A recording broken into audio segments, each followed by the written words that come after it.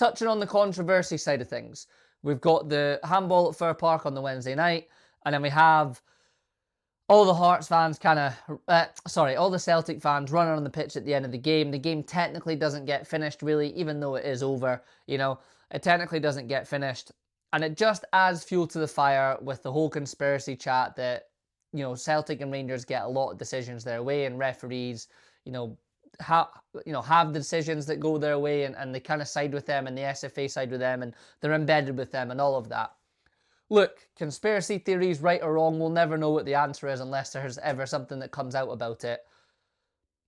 I think being that dominant for that long, there's a chance little things go on.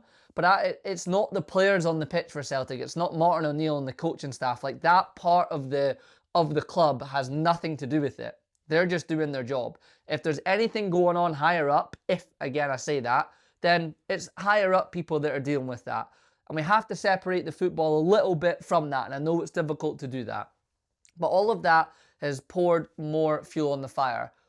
What do the SFA really want? Who really controls the league? Because there's a lot of things that happen with Celtic and Rangers where they decide not to have fans and everything. And I'm always like, where are the league stepping in here? Why are the league not doing things? And little things that have happened in recent years that have gone on makes me say, okay, the SFA really aren't in full control. The clubs, Celtic and Rangers, have control. And look, you can say the same thing, with the bigger clubs across Europe that tried to do the Super League, and the Man City kind of really have control over the Premier League. And with their charges and their situation they're going through, because if the Premier League do anything to them and demote them, then the Premier League obviously lose a big draw for money coming in. So there's so many things that play its part, right? So I think that's absolutely a thing that can be the case and cause. Now, do people also make mistakes like referees and make calls in the heat of the moment that are wrong? Absolutely.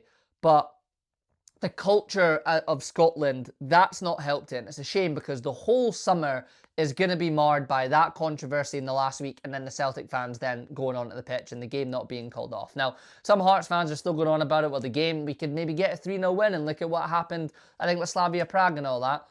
Cool. Do you really want a title going down that route?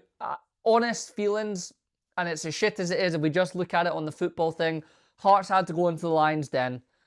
They go in at halftime 1-1. I really do think the equalising goal was the killer of the energy for them, and Celtic beat them on the day. Celtic beat them on the day, regardless whether that final whistle went really there or not. 3-1, game was over, Celtic's league title. And yeah, Wednesday has an impact on what the score needed to be and all of that. I understand that, and I'm not just taking that away, but from the football point of view, Celtic won on the pitch on Saturday, and they've won the league. So there's a culture change that needs to happen in Scotland. But again, I asked the question, who runs the league? Is it the SFA, or is it Celtic and Rangers, or is it one of them, or whatever? And that's part of life as you get older. Corruption, greed, decisions, wanting to remain in power, all of those things, whether it's football or politics or your workplace or wherever it is, it all exists, and we all accept that, and we all know that, especially as you get older.